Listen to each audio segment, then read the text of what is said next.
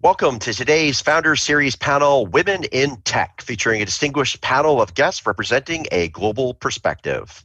My name is John Wensveen, and I am the Chief Innovation Officer at Nova Southeastern University and Executive Director of the Alan B. Levan NSU Broward Center of Innovation.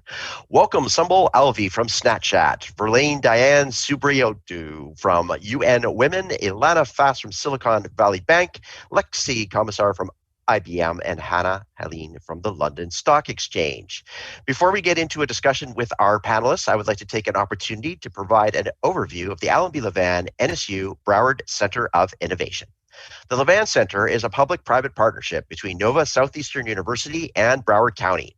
We are building an economic and education development engine that is an opportunity gateway for Greater Fort Lauderdale, Broward County, and South Florida with local, regional, national, and international impact.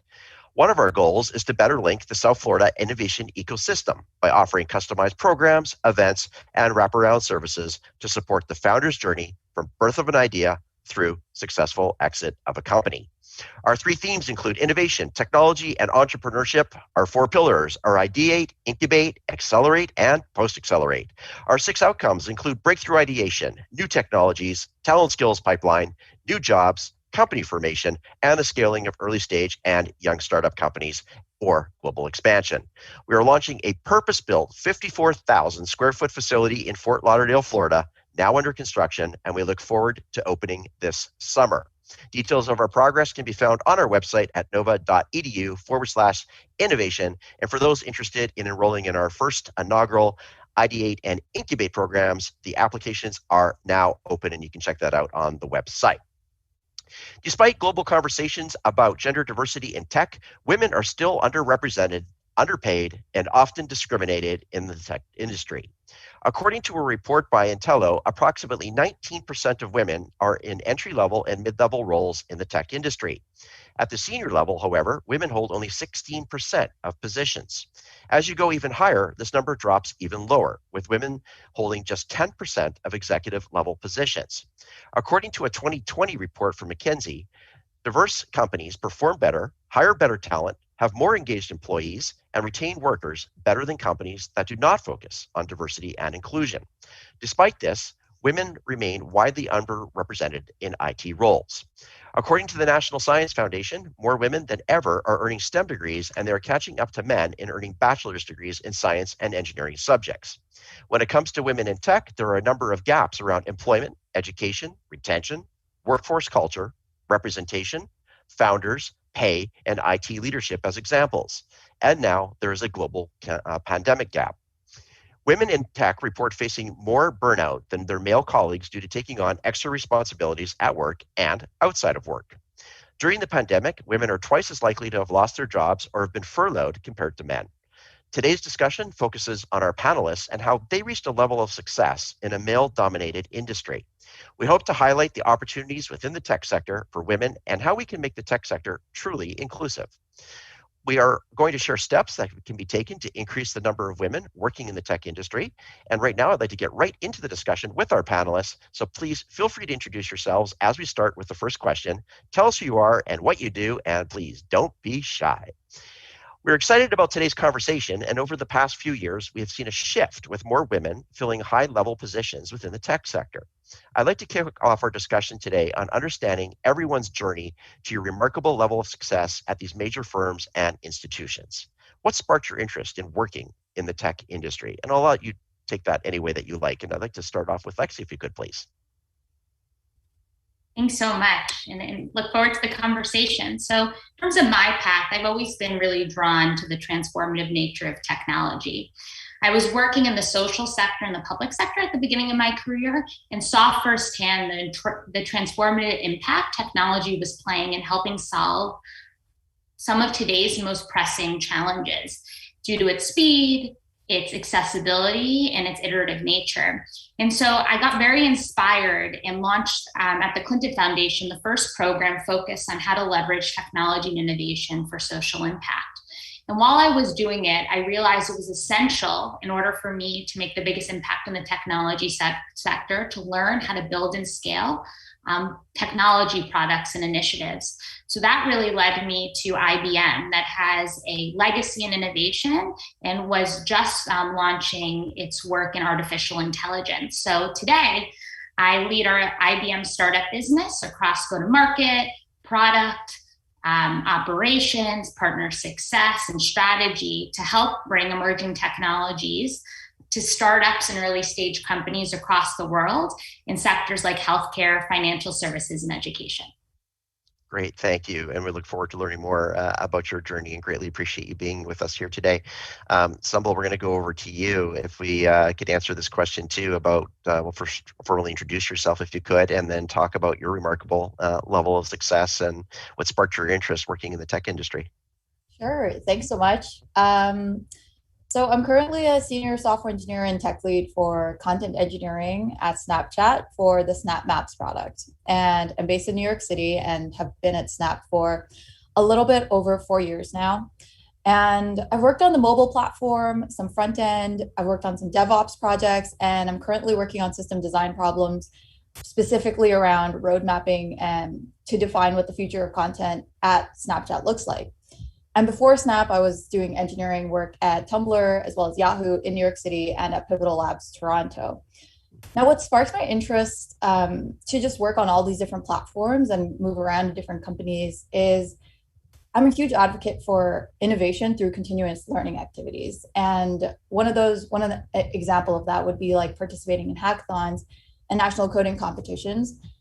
Two notable ones, which I won with an awesome co-founder, was the TechCrunch Disrupt one, TechCrunch Disrupt in 2019, and the US Hack one, having created AI products, which I further went on to evangelize, develop, and fundraise for with my co-founder.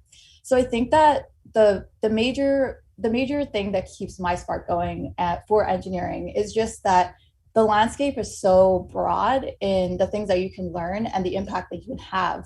And meeting different people that are also very passionate about engineering also keeps my spark going. Oh, that's great. And your passion is showing, and we greatly appreciate you being with us here today as well. Ilana. Thank you, John. So first of all, I want to start with the fact that I am from Hollywood, Florida originally. So it's so great to be reconnected to the Florida community. And yeah, I'm Israeli American, and as a middle schooler, high schooler in Florida, John, NSU was just, that library was, a highlight. So it's great to see what you guys are building for the Florida community, and it's great to be here today with everyone. I am a tech banker for Silicon Valley Bank. So I focus on venture debt funding for fintech companies. And if you're a startup looking to raise capital for your company, you have two main routes. You can either go the VC route or angel investor route and get equity, get capital through equity with those companies, or you can look towards venture debt, which is similar to taking out a mortgage or a loan, is debt that you will pay back for your startup. So capital that can really help you grow your company by leaps and bounds without giving out too much on the equity front. So really great solution for founders looking to scale their businesses. And most startups that you see have a combination of VC capital and venture debt. So that's the product that I work on for Silicon Valley Bank. I got into fintech around 6 years ago through the innovation side. So I started my fintech career at Barclays Bank, looking for fintech solutions to help disrupt the bank, help innovate and move us towards a more digital future. And that's how I really got interested in fintech in the first place. But for me, it was always about the science of how you make a company work. And what do you really need? What are the tools you need to really grow your business and scale it, eventually exit it? And that, for me, I knew I was either going the VC route or the venture debt route. So I've been at SVB now for around a year. And yeah, it's been great helping fintech companies grow in this way. Well, and welcome back to South Florida, even if it's virtually. We look forward to seeing you in person one of these days as well. And Hanna, I would like to pass it over to you, please. Perfect, and nice to be here as well and see all the ladies on the screen. Really good to be in this great company today. So I work for London Stock Exchange Group, even I'm based in New York. We are a very global company. I lead the company's technology innovation and outreach strategy. So really in this role, what I'm looking at is all the different new emerging technologies that are out there, and then identifying various different players that London Stock Exchange can work with and kind of start implementing, both from the back-end technology perspective as well as for end customers. So obviously lots of exciting developments in the marketplace at the moment. I've been in the financial services for about 13, 14 years in various different roles. My background is not actually in technology. I was, even on the prep call when we talked yesterday. So I'm actually coming from the kind of administrative sciences background. So I was actually meant to become an ambassador back in the days, and then realized that it might be a little bit too slowly moving world for me. So then jumped over to the business side, and then through kind of different reiterations from the sales roles to strategy roles to kind of data management roles, I then ended up to the technology side, which is obviously very exciting. So I kind of started with the public cloud, kind of business engagements, and have been working on emerging technologies past 10 years or so. So, kind of lots of different movements throughout the years. And as we mentioned yesterday, I still think you are an ambassador, because you're an ambassador for what you do now, and you're certainly an ambassador for women in technology. And thank you for being here. And I know there's some inquiries about where you're originally from. So for FYI, Hanna is from Finland. So we love the Scandinavian countries. And Verlaine, welcome. I know we had some technological glitches trying to get you on, but we've got you here and glad to have you here this morning. And if you could introduce yourself and what sparked your interest in working in this industry. Thank you so much, John. And I think this is good morning, everyone. Good afternoon, wherever you're based. That's the beauty of today's world, 2021. We're all connecting through those online platforms. So at times it works and at times it doesn't. And when it doesn't, we try to find a solution. And I think that's what this crowd today is about. It's about coming together, finding solutions, and using technology to do so. So I'm very happy and excited to be here. My name is Verlaine-Diane Surburido. I am currently based in New York, originally French. You can hear it from my accent, I believe. Working at UN Women Executive Office on strategic priorities, both at global and Africa level through this scope. Of course, new technologies and innovations are part of our strategic priorities. We see how connected the world is today, how innovations and new technologies helped us weather the current pandemic we're going through. We're together through this experience, thanks to new technologies and innovation.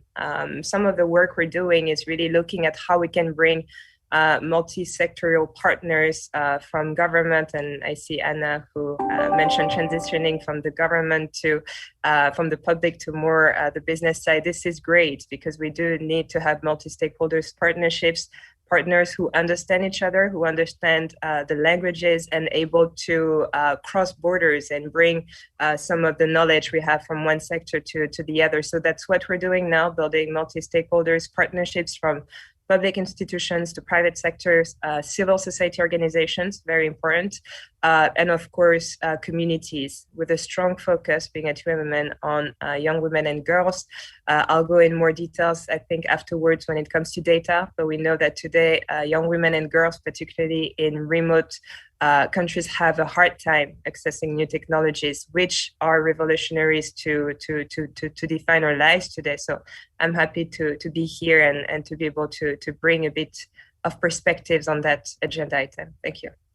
Well, thank you so much. And what I love about these Zoom rooms is the ability to create such a global perspective and all these different backgrounds. And it's wonderful that we have the panelists that we have here today.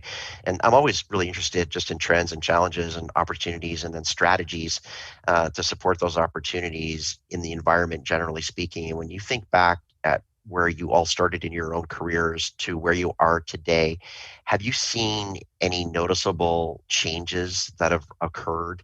And I know that we all come from different backgrounds, but it'd be really interesting for our audience to learn specifically what you've noticed since the beginning of your career to where we are today in terms of the change in the environment that you're all involved in. And Ilana, if we could start with you.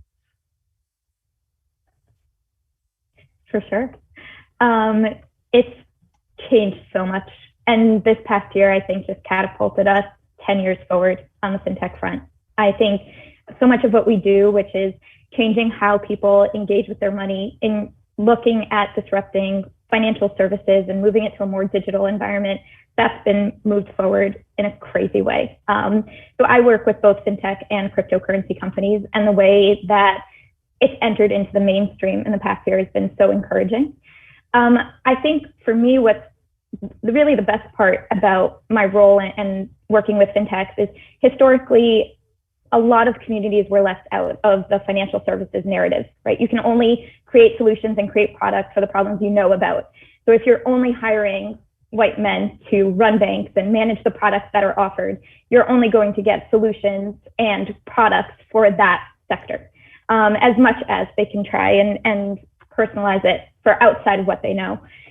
And what is possible within fintech and empowering founders from all different backgrounds is people are coming with the issues, money issues, and the way that they want to engage with financial services in a very personal way. And these are the issues that I see my community facing. These are the issues that I see my family facing. And I'm going to make the product that will fix this, and a product that will cater to this community, a bank that will cater to this community. And being able to fund that, empower those voices, and make sure they're part of the financial services narrative going forward has just been amazing. So seeing that happen and that personal ownership really transfer to the next generation has been really fantastic. Great, that's great. I love how you use the word catering to the communities that you're serving, rather than dictating to the communities that are being served, which you see in a lot of different types of industry models. Sumbul, if I could turn it over to you. Yeah, this is it's an interesting question. I think that over the past 9 years that I've been working professionally in the tech industry, there's been a couple of major events that have happened in the US, but also global events that have caused waves as well as polarization within the industry. Some of which are like Uber employee Susan Fowler's letter on the sexual harassment that she faced, the Google employee James Damore, his firing over the internal manifesto that he wrote, the Me Too movement, the Time's Up movement, and general spotlight that's been placed on the impact that having an imbalance of diversity has, not only on your culture, but on the products that are created by the startups and companies that have such a massive imbalance. And some changes that I've seen internally that have been done that have impacted the outward products that are created are like the hiring of chief diversity officers in major tech companies. And I've also found that in general, employees at the companies are feeling way more empowered to keep their employers accountable for the diversity initiatives and the outcomes by asking for numbers, and also asking for, what's the roadmap for this? So I've also seen like companies that are creating separate employee resource groups and working together with HR departments with these groups to help solve these problems. And the growth of so many more initiatives I've seen popping up, which has been awesome, like the Women in Tech ones. But because there's an overall emphasis on diversity, I feel like there's a lot more conversation about what is diversity and what is inclusion. So a lot more diversity and inclusion trainings have been done in organizations, which is amazing to see. And I remember when the first Women's March happened in 2017, there was also a really big conversation topic within the tech community about what does intersectionality mean? And where the employment gap, it accounts for 25% of women in STEM roles, but only 5% of those are Asian women, and 3% of them are Black, and 1% of them are Hispanic women. So a lot of research and studies has been kicked off as a result, and localized programs for just those underrepresented groups I've seen have cropped up, which is awesome. There have been, there's been a lot of pushback from some people who are like, oh, this is not a legitimate problem. I don't see this in my, my company and whatnot. But I think overall, there's been amazing conversation that's been kicked off, and a lot of awareness and spotlight type of events like this panel. So that's great. So it isn't a change, it's multiple changes. And I think you listed more changes than your entire number of years in your own career. So that's all great stuff that's happening. And just there are still obstacles, but we're making significant positive headway by the sounds of it with everything that's going on. Verlaine, what are your thoughts on this? Thank you so much. I'll have actually 4 words. I think in the past 10 years, the change I have seen is people are coming as they are, as Nirvana's song, "Come As You Are." What I can see is this generation that is entering the market is much bolder in aligning their personal thoughts, personal beliefs, personal experiences, maybe from vulnerable backgrounds. How do they define banking, investment within their own communities? To diversity as Black and Asian women or Latino, or depending on where you're coming from. So I think there's a shift in the way that we relate to the work environment as women, particularly in tech. What I have seen and witnessed through the work we're doing, women used to want to fit in. Now they're bringing their own identities and make their identities they make the environment, they shed the environment with their identities. And I see it even with myself as a millennial working in a public institution. The UN is a beautiful institution that is doing amazing work on the ground. It is still a 1945 founded institution, and I like to see to say that this is, an intergenerational institution through which we're bringing our own perspectives. And I think I see it in the new generation that is slightly bolder and standing up for what they believe in. The same, we're having internal discussions on what does diversity mean, what does inclusivity mean, and how do we shape it in our own policies and engagements. So I think it does define the work we're doing, particularly as it relates to women in tech and innovation. The support that we provide is different because, for instance, myself being a young Black and Asian, my mother is Indian woman, I do bring the perspective from my own communities in the work we're doing. So I would say bolder, coming as they are, and really trying to define or redefine the spaces around themselves. Great. So I like those 4 words. I did write that down. Come as you are. I think that's a powerful message, even though it's only 4 words. I really do like that. Hanna, what is your thought on this? Yeah, so I think, I guess kind of 2 aspects there. So obviously from the kind of technology perspective, I think the biggest shift that we have seen, last 10 years is really with public cloud, which has obviously brought together various different sort of ecosystem players and kind of empowered them to also offer completely new capabilities to the marketplace, whether they are analytical firms or data management firms. Lots of different use cases there. So I think that has been the biggest shift, and obviously that has then kind of enabled the world to move much faster as well when you have that kind of baseline capability. So those shifts are happening, I think, much faster than ever before. I think from the female lens perspective specifically, what we have seen on our side is really the growth of the ESG data, environmental social governance data, and obviously really part of that as well, those numbers of how many senior leaders there are in the leadership teams and how many women are sitting in those roles. So there's much more spotlight across the financial industry to look at those numbers, real numbers, and seeing that how do we get to the next level with them. And I think that's been very encouraging to see that obviously in these days how easy it is to post to the social media and kind of bring that spotlight to specific companies which aren't doing enough in that space. I think that is a big shift that has been happening at least past year or so. Mm-hmm. So I think your words really resemble what I would call an age of disruption, but also an age of acceleration, which is not a fad. Absolutely. This is forevermore, just taking on new evolution. So thanks for your feedback there. And Lexie, you get to close out this important question.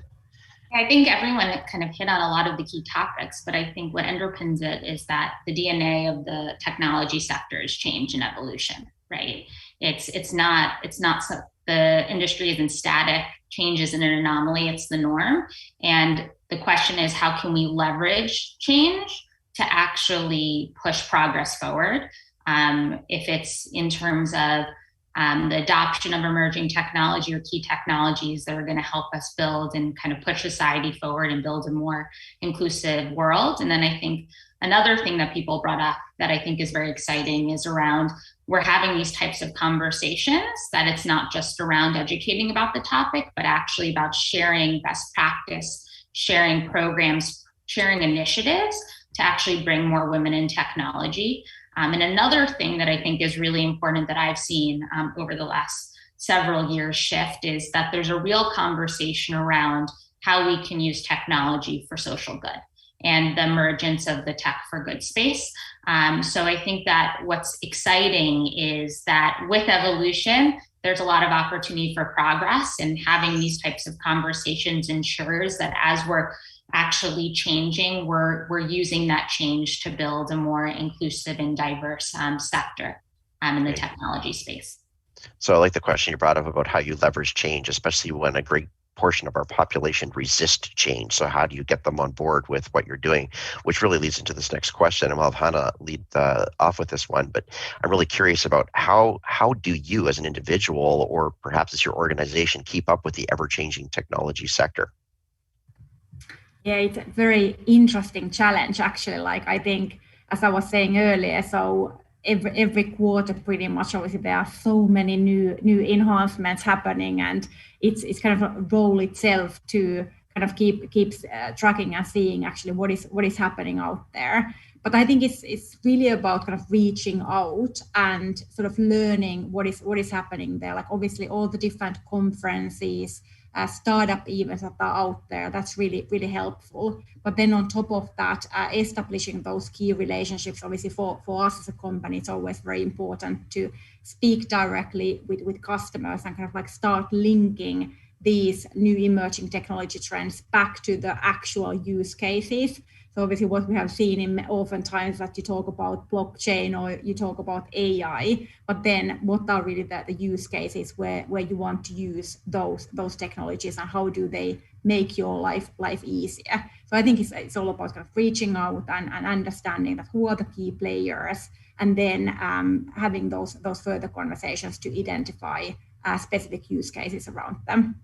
Right. It's important, I think, that you've already stated the importance of reaching out. And I know that personally, in my world, I've been invited to more conferences and meetings and events in the past year than I have in my entire life, because people have to be more innovative and creative about how they connect with you. And thankfully, technology is allowing to do that. And hopefully that trend continues. So I hope I didn't steal somebody's answers. But Sumbul, would you like to go next?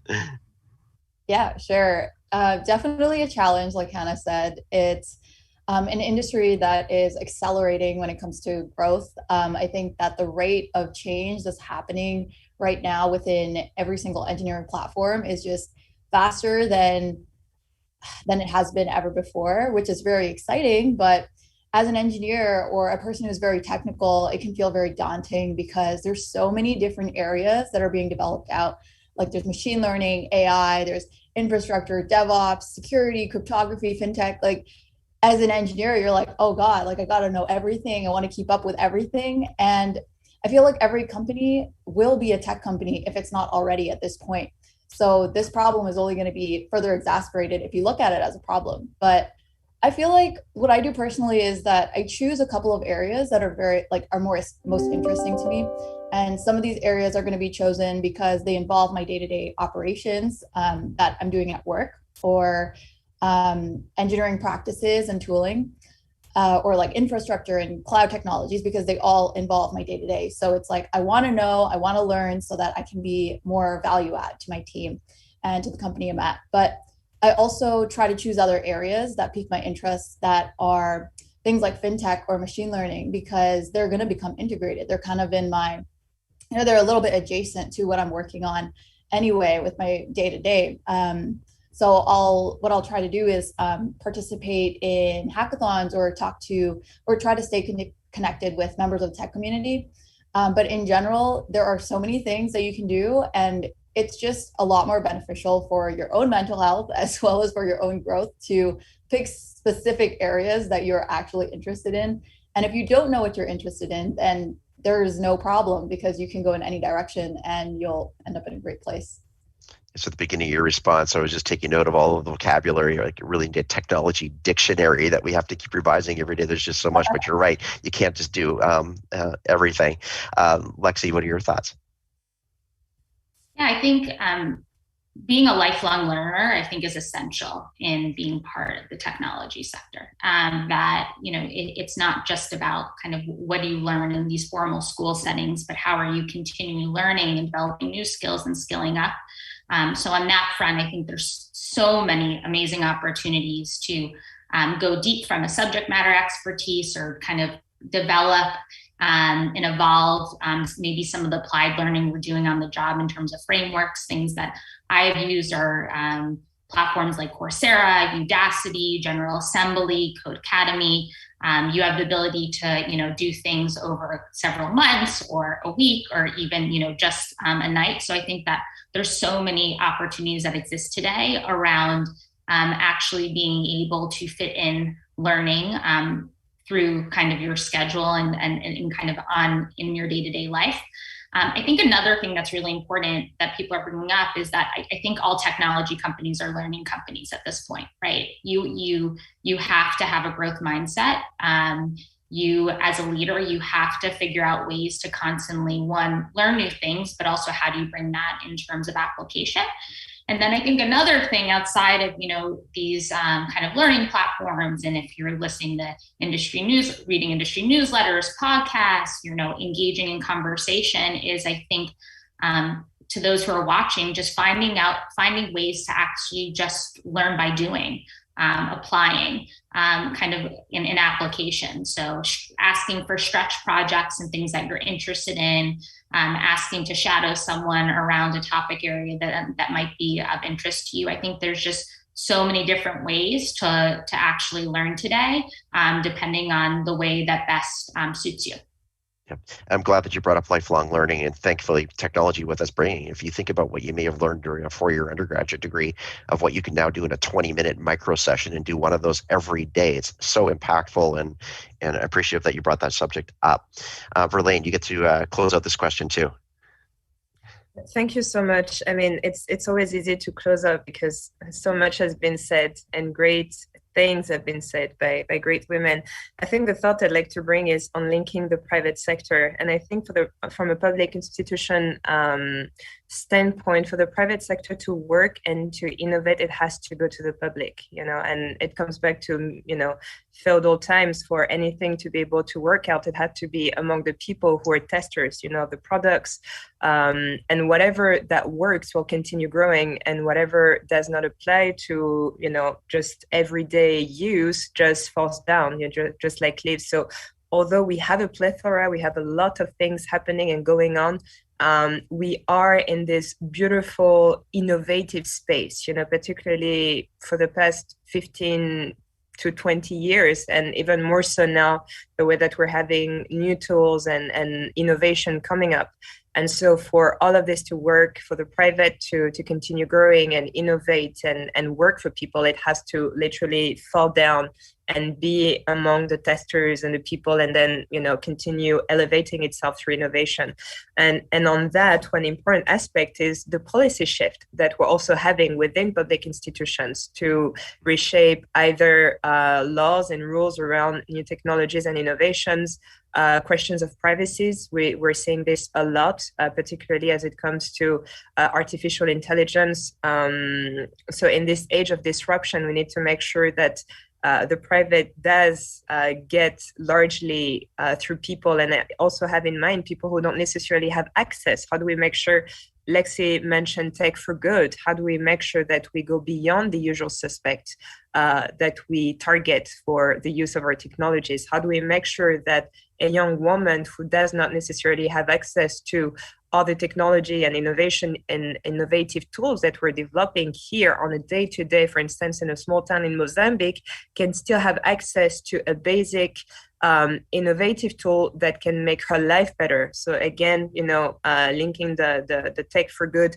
to reaching out to those who are quote unquote left behind. So integrating all these perspectives as we continue innovating, and of course the policy shift, making sure that the laws and regulations and rules are aligned with what's happening, because we're seeing it now, outdated laws from the 90s that don't necessarily apply to the innovative field that we're now developing. So having all of that happening concurrently at the same time can be difficult, particularly because we're used to being in our own silos, in our own sectors.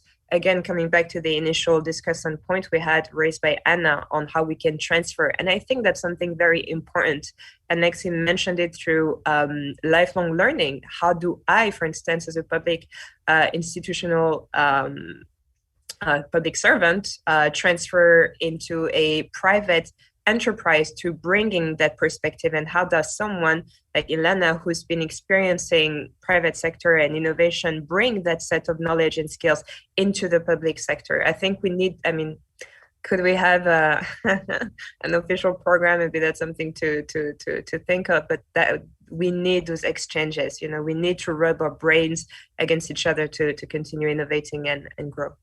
Yeah, and that brings up a good point. You just opened up a huge level of discussion that would actually make a great panel discussion, I believe. And when we talk about access, we often naturally think about developing nations as an example. But when you think about developed worlds, even Miami, Fort Lauderdale, Palm Beach here in South Florida as examples, how many people do not have access to resources and technology, and how do we extend that outreach? My next question is really going to be focused on Ilana, Hanna, and Verlaine. And I'd like to know, based on your own experience and your own career around tech and fintech as examples, how do you think that we can advance these fields with these emerging technologies around things like AI and AR, VR, spatial computing, blockchain? This is terminology everybody's hearing about every day that they don't necessarily understand. But Ilana, if you could lead that off. Yeah, sure. It's happening whether we like it or not. So it's a question of not being scared of it and really embracing it. There is no What I've found throughout time is no one knows anything. You can't be scared. You can't assume that people are coming in with years of experience. This is all new. There's no reason why you shouldn't be a master of it. There's no reason why you shouldn't lead on it or get funding for your startup with it. It's exciting. It's fun. And no matter what, we're going to need your creative thinking and your strategic take on implementing those technologies. It's just a way of getting to an end goal. It's a way of creating a consumer-facing product or a business-facing product. But at the end of the day, your take on it and your ability to implement it in your own way is what's going to make your company or your firm effective. So definitely, I would say embrace it.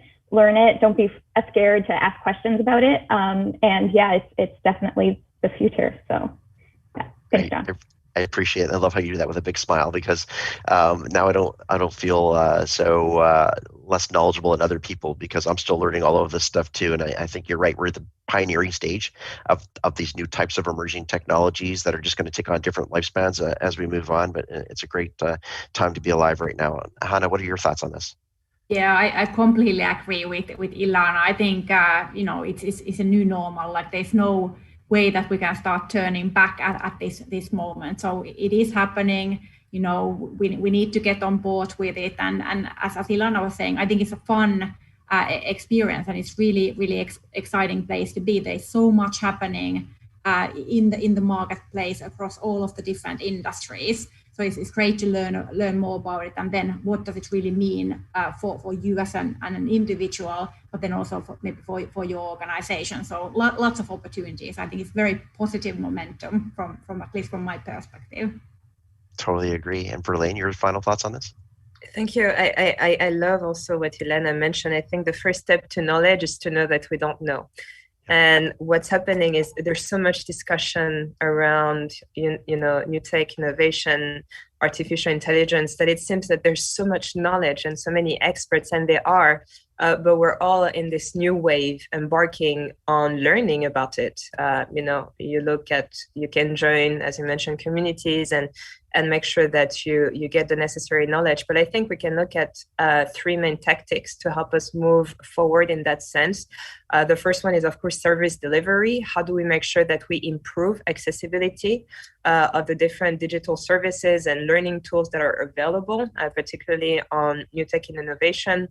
Financing, I think on our side, from the public institution perspective, it's always about the lack of funding. Where do we get money to make all of that happen? So making sure that we have an innovative financing scheme to help us move forward.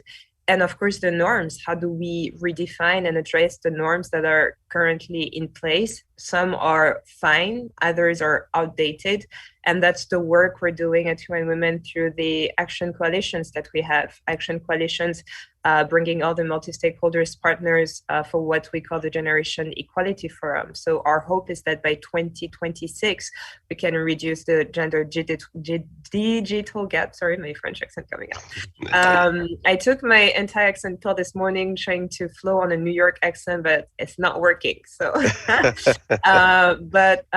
making sure that we can have universal digital literacy. I think those are some of the tools we're trying to move with. Very good, thank you.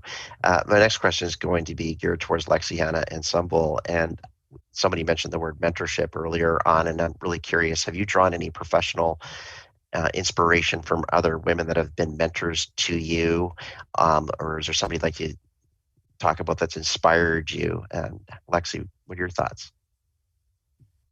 Yeah, I've been very lucky. I feel like I've had a lot of incredible both female mentors and sponsors throughout my career. I think it's hard to name just one, but I can say a couple of, I think, themes that all of them exhibit that have been really essential in terms of inspiration for me and my growth is, I think, all of them have really leaned into their unique passions and carved their own unique journeys in their sector.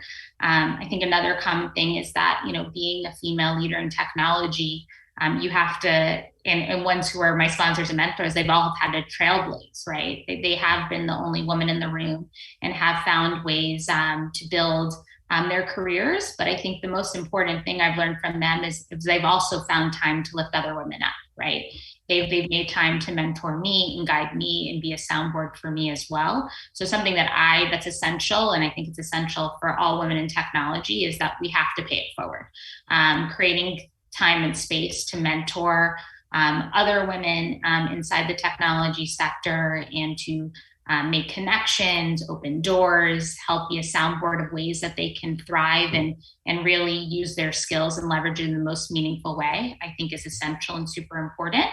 Another thing that I think is important in this conversation is that I've had incredible female mentors and sponsors, but I've also been the recipient of incredible amount of male allyship.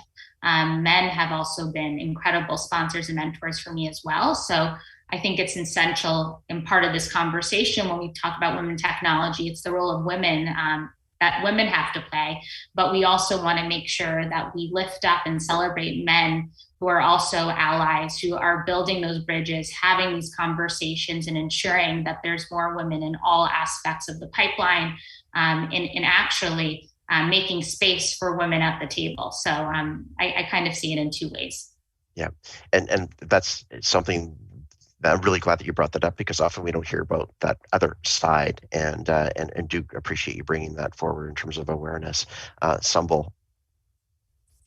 Yeah, unfortunately, I haven't had any female mentors or managers throughout my career thus far. And I've seen women in leadership positions, but I haven't gotten a chance to interact with them or really share space with them in any type of intimate capacity.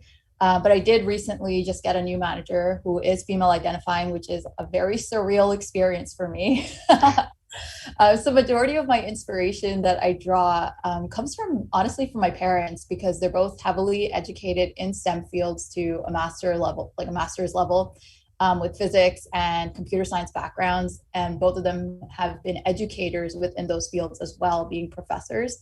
They're both very, smart humans, and even the whole reason that I'm here in the computer engineering industry. And like Lexie said, I do have mentors that are male identifying as well, that I look up to and solicit feedback from, that have had many years of experience in the industry. And I've even had discussions with them about, diversity and the struggles that I've had in regards to that within the industry, and I've gotten great advice. So male allies have been really pivotal to, my success and progress as well. I greatly appreciate your response there. Thank you. So if we look at opportunities and challenges for individuals that are starting out a career in this sector, what do you see those opportunities to be? How can we stimulate women to get into the tech sector? What pathway should they follow? And it's a big question, and it has multiple types of responses. But Verlaine, what are your thoughts on this? Thank you. I'd like to build on the mentorship and how that leads to more opportunities. I think that's really the key. I'm reflecting on the last point that Sambo made about not having a role model, I would say, as a young woman, as a woman with a diversity background, if we can call it this way, which has been my experience too when I first started. And then, of course, I shifted on more gender equality to actually try to find solutions. But it is a challenging path to carve when you're trailblazing, because trailblazing hurts, you have to knock against things and, digging, after a while, your fingers starts hurting, your elbow start hurting, your feet, your knees, everything is just in pieces. And I want to be honest with that, it hurts to be a trailblazer, having to carve a new path forward when you're the first woman at a table or the only woman at a table. Has happened to all of us, I'm sure. When you're the only Black woman at a table or the only Asian woman, or if you have a non-recognized background within the space in which you are moving now, and it hurts, to be a trailblazer. It's beautiful. We like to read on Forbes magazine, here's a trailblazer for that, but the behind the scene, it's a difficult journey. And I just want to put this out there because we have two options as women once we become trailblazers. The first one, I would call it the unconscious option, which is you trailblaze, but because the journey was so hurtful and painful, you internalize pain. And I'm sharing that from my own experience, having had at some point, when I first started my career in the early stages, I was not a UN woman, but I was in a space that was mostly dominantly men, or, dominated men and masculine, because men are not necessarily all masculine, we have different, but another conversation, but a very masculine space. And I recall having received a woman manager who had to trailblaze, who had internalized so much pain that she gave pain back to everyone, and particularly the young women who were coming in. And I want to be honest with that. We have a responsibility to rethink and to analyze and to look in our environment, And once we realize that we're trailblazing, doing something that no one had done or out of the ordinary in the space in which we move, we need to really think deeply about how we're moving our next steps. Who do we include around us? Who do we support? As a woman, how do I become more intentional in supporting other young women, knowing that the journey is a tough one, so making sure that their nails, their fingers, their elbows, their knees don't necessarily get as hurt as mine. I think there has been a shift in our generation. I see it where I don't want to say that they're less in solidarity in previous generations, but there had been an unconscious, again, I want to say unconscious because sometimes it doesn't come out of, I wake up and I want to be a mean person. It comes out of, I suffered so much, so the people behind need to go through their journey too. It's unfair. Why would I suffer and someone else doesn't? And being a trailblazer brings you the responsibility to pull people up and not to push them down. And I think in this space of trailblazing, allies are key. I wouldn't be the person that I am if I did not have allies, including women and men allies. You know, we have this initiative at UN Women called He for She, because we have a taboo. Sometimes the people taking you down as a woman is not a man, it can be a woman, you know, and we need to be frank about it and see how do we recognize our own unconscious bias against other people who we think may not be deserving of this space because I work so hard. You need to work hard too. No, you know, we need to rethink how we give down trauma, professional trauma, and actually take a time to just reflect and pamper ourselves and think, okay, that was hard for me here. How do I make that experience easier for someone else? How do I ease the process? How do I become a supporter, a cheerleader? How do I drop your name in a meeting in which you're not? But I know that me mentioning your name will lift you up. You know, for instance, she did so great on that project. I think she could become our next lead for, you know, developing the next innovative. But if you keep within yourself, no one dropped my name, so I'm not mentioning anyone, then you're taking with you your unconscious trauma. So I just wanted to put this out there. And that leads to opportunity. So once you have recognized that experience within yourself, making sure that you become conscious. And, you know, I think as women, we form informal networks. I see it in the space in which I am. I'm alone now. I'm never alone. I have, you know, thousands of sisters worldwide. And if I need something, I know I can call someone. And if they need me, I know I can call too. So I think in this space, the only way to move forward may be on a gender lens between women. We need to be intentional to form those informal networks and not see each other as competitors. We can be healthy competitors, you know, for positions, etc. But we need a foundation of solidarity, because if we don't have that foundation and that trust at the core level of how we engage with each other, we're not going to be able to go far. And that's not going to be the fault of men. Of course, they see their interest. And I have to say, I have 5 brothers, and I can see that sometimes they're just unconscious. They're in their own world. They're like, what are you talking about? I haven't done anything.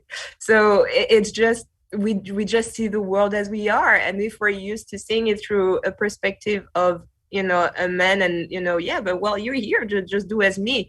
You don't necessarily see that there's a discrepancy, you know, there's a gap between your experience and my experience. So recognizing the great men or allies in that space, but also the need for us to look inward and making sure that we become conscious in building those informal networks of support among ourselves as women. So my wish for somebody is that, you know, of course you get you know, more women perhaps in the space who can also you know, lift you up as you lift others too. So I think that's my answer to the question. So opportunities are definitely linked to the informal bonds that we form to help each other up. You know, there's an African saying that says, if you want to go far, you have to go together. There's just no other way. Great, and that's a great way to end that particular question. Ilana, I'd like to give you an opportunity to answer that. Definitely. Thank you, John, and thank you, Verlaine. That was fantastic. The way I see it right now is the opportunities have never been greater. You can work, the jobs are remote, the jobs are all dispersed across the US and not focused in specific tech areas. So I would say for the South Florida community and for the women on this call, the opportunities are immense. I know Silicon Valley Bank is hiring for over 500 roles right now. The tech industry is extremely liquid. So if you ever wanted to transition into tech or into finance, in the intersection of finance and tech, now is a fantastic time. I would say something I would do no matter what is invest in your digital brand. That's something that is, you know, you should be doing from day one, whether it's LinkedIn, Twitter, even Facebook, Instagram, looking at it from a professional lens and building that out. That's something that internal stakeholders will be aware of, and the external ecosystem will see it. So investing in your digital brand from day one is just a really fantastic way to make sure you're giving yourself an equal footing. So I can't emphasize that enough. Super, super important. And the way I view any role is you look at it from 2 perspectives. What do I need to do to be successful at my job? So here are my sales KPIs. Here's in my case, like the amount of credit that I need to lend out in a quarter. But you also have to look at it from, what do I need to do to be successful at my organization? And that's being extremely methodical and strategic, and looking at it from, when are the promotion cycles? When do they happen? When do those conversations, who are the people at the table? When are those conversations happening? Is it 3 months before? Is it 6 months before? Who do you need to speak to? What coffee meeting should I be having at my specific organization? So just really looking at it from both perspectives. So how am I successful at my job, but also how am I successful at my specific organization? And that's something that I've carried with me throughout my career. So 500 jobs. I'm hoping that we can help recruit and fill some of those positions through today's panel. So that's great news. 100%. Hanna, what do you see as the opportunities and/or challenges for individuals starting out in the sector? Yeah, I think it's about really being open what you want to do next. I think oftentimes people are quite quiet and don't really say where they want to go, and they're not necessarily as open for new challenges, maybe outside their knowledge area. So I think that's the key, really, like being, again, like as we discussed earlier, I think there's so much happening out there, and we all need to learn and get that to the next level. So it's really, really good opportunity as well to call out that, okay, this is something that I would like to do next, and identifying those key people, that's who you need to have that discussion with, whether they are inside the company or externally, people who can really make the difference. And also, like, kind of pulling back to the women question in general, and how there can be more senior women in these levels. I think it's all about making sure that those people who are in those positions at the moment, they're kind of open-minded enough to bring those new kind of faces into the discussion. I think the leadership should look like different than what it has been looking like to this point. So there's lots to be done there. Yes, lots to be done. You said that correctly. And Lexie, your thoughts on this? I think it's a super exciting time, because I think, what's happened in the technology industry is there's so many ways to apply your passions and your unique skill sets, right? There's so many different entry points to actually make an impact in the sector. So I would encourage, those who are starting off their careers, follow your curiosity relentlessly. Like, do not stop. And I think to Hanna's point, you need some flexibility sometimes around, how you actually express those skills and kind of how you can meaningfully use them inside of specific industries. But I think what's so unique and so exciting about today is that there's so many new industries, there's so many new different types of roles, that there's so many ways that every person can actually leverage their unique skill sets, their unique passions, their unique curiosity to make impact in this sector. That's a great statement to close out that question. So we only have a couple of minutes left, and there are two things that I want to accomplish. So I got two more questions for each of you, and if we could do them in 15 seconds or less. And so I don't want to put you on the spot, but what is the one thing that you wish someone told you at the beginning of your journey? Sumbul. Ooh, 15 seconds. Dang, I think I'm already out of time. You got a few seconds. I would say that feedback is really important. Constructive feedback is very important. And sometimes you're going to receive feedback that doesn't feel very constructive. And I would say try to extract the things that will help you grow, and leave the rest of it. Just drop the rest of it. There's at times it's going to feel very hard to see what the person is saying that could really help you grow. But, every single type of feedback, try to use it to your advantage and use it to grow and just become better at whichever direction you want to go. Great advice. Verlaine? I think I lost my 15 seconds trying to unmute.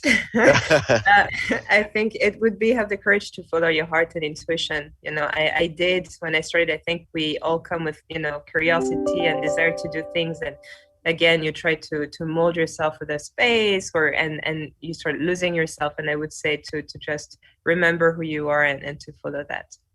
Great advice as well. Ilana? Thanks, John. I would say number one, never apologize. So that's number one. And number two is don't agree to the emotional roles in the organization or the free roles. So if someone asks you to organize a birthday party or organize the Christmas gift or organize the happy hour, that's not your job. So focus on the goals that are going to get you to the next level, and make sure you're not signing up for anything that isn't part of that. Thank you. Very good. Thank you. Great advice as well. Hanna? I think from me it would be that you can always kind of adapt your journey. So if you might make a decision at one point in time, you can always get it kind of course corrected later. So it's not also set previous, like you can always make those changes later on and get back on track. Great advice as well. And Lexie? I would say kind of my mantra that I wish I learned earlier in my career is that the only constant is change. Everything changes, as we've talked about here. Roles change, the industry changes, new technologies emerge. You learn more about yourself on your journey, that your passions can change. And rather than fear that, embrace it, allow it, leverage it to actually explore new areas, embark on new adventures. And if you take that approach, career is just a super exciting adventure. Great. So that's great advice. All of you provided great advice. So now what I'm going to do is we're going to enter what we call the lightning round. And the lightning round is literally, you got like just a few seconds to respond to this. So this is always a fun way to close out a panel. I know that there are always so many questions that we need to talk about that we just can't address because we just don't have enough time. But what is the one thing that you didn't get to say today that you absolutely just have to say today? Lexie. I think I feel like I had the ability to kind of touch on all the subjects. I don't think there's anything I would add other than I'm excited and inspired by all these incredible women on this call and all the work that you're doing in your respective industries to push both society forward and women in technology forward. And I look forward to being part of many more of these conversations, and to thank you, John, for creating this container and creating and putting together this panel to have this important conversation. Well, we thank you, and thank you so much for participating, all of you. Sumbul. I would say that on the topic of hiring and growing out companies and growing out teams, I think it's important to have a rubric for hiring that encapsulates soft skills as well, so that you can assess someone's people skills and empathy skills. And if you incorporate that within your hiring process, then it will not only improve the culture that your team currently has, because it forces everyone to have those conversations of like what soft skills are important, but it also ensures that you're hiring employees that are going to uphold and further help process and grow an inclusive culture. Yeah, that's great feedback too. Appreciate that very much. Ilana? I would say that we are all, standing on the shoulders of the women that came before us, but we all have a unique challenge in that all of us are going to have to shatter a glass ceiling at some point on Zoom and in a digital world. And that will present a whole set of challenges that no other generation of women had to face before. So something to think about and be really aware of as you're setting yourself up on your professional journey. And then the second thing is, if you're interested in fintech or finance, please feel free to reach out on LinkedIn. Feel free to add me, and I'm happy to grab a virtual coffee and be there for anyone in the NSU community. So thanks again, John, for the time today. Oh, thank you so very much. And Verlaine? Thank you so much. I think I'll just end very short on change always starts with you, and it starts now. I think that's what I take from all our sisters on the talk today, that whatever change we wanted to see happen, we made it happen. So that would be my last words. And thank you to you, Tessie and Patricia, for organizing this meeting. Well, thank you, and I greatly appreciate you participating today as well. And Hanna. I think we need more female founders in the game. So I encourage everybody to start thinking about new ideas. And I'm going to seeing it from our perspective that I don't see enough startups coming on our way who would have female founders. And I'm sure there are so many of them out there. So it's really like to see that happening. And obviously to the LinkedIn point as well there. So please reach out. I'm also here to help and kind of see that how do we take women to the next level in organizations. And thank you very much, Hanna, for participating as well today. And I just have to say that as we're building out the Levan Center of Innovation team here at NSU, aside from myself, we are an all-female team, and Patricia, Terry, Luna, and Courtney, and we continue to expand and have applications open right now for some positions as well. It's a very powerful team that made this happen today, so thank you to our team on this side as well. In terms of key takeaways, I think it is safe to assume that each one of our panelists has had an amazing journey breaking down barriers as women in tech and other sectors that are represented here today. Despite global conversations about the lack of diversity in tech, women are disproportionately missing out on the employment boom. In terms of the education gap, women are earning STEM degrees at a rate higher than ever, but there's still a way to go in comparison to males. In terms of the retention gap, data indicates that there is a leaky pipeline showing that it is more difficult to retain women than men in the workplace. Research pertaining to the workplace culture gap shows that there is too little attention related to gender diversity. The majority of women in tech report that they feel that they have to work harder than their male coworkers to prove their work and their worth, and women in tech are more likely than men to see gender bias as an obstacle to promotion. Female founders face many challenges, male counterparts do not. Tech companies have started to invest in initiatives that aim to boost the number of female applicants, recruit them in a more effective way, retain them for longer, and give them the opportunity to advance. But is it enough? The message that I'm getting from our panelists today is just do it. The tech industry is a place for endless growth and creation, including endless opportunities for new products and solutions that can change the world. Tech is a thriving industry where women can grow their knowledge, expertise, responsibility, and impact. Women, especially young women seeking a tech career, should build their support group where they are reminded that dreams do come true. Create opportunities to be pushed out of the comfort zone and be part of other support and mentorship groups. Dream big, do big, and help others.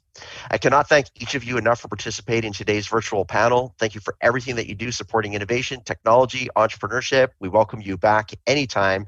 Thank you, Sumbul Alvi from Snapchat, Verlaine-Diane, Soobroydoo from UN Women, Ilana Fass from Silicon Valley Bank, Lexie Komisar from IBM, and Hanna Helin from the London Stock Exchange. The Alan B. Levan NSU Broward Center of Innovation will open this summer. In the meantime, we are offering scheduled virtual events, and you can view our calendar by visiting our webpage at nova.edu/innovation, or you can email us at innovation@nova.edu, or you can call our hotline where one of our wonderful friendly operators will take your call at 954-262-TECH. Don't forget to check us out on LinkedIn, Instagram, Twitter, and Facebook. Thank you for joining us today. Stay safe and healthy, and this concludes today's virtual panel. Thank you again, everybody. Greatly appreciated.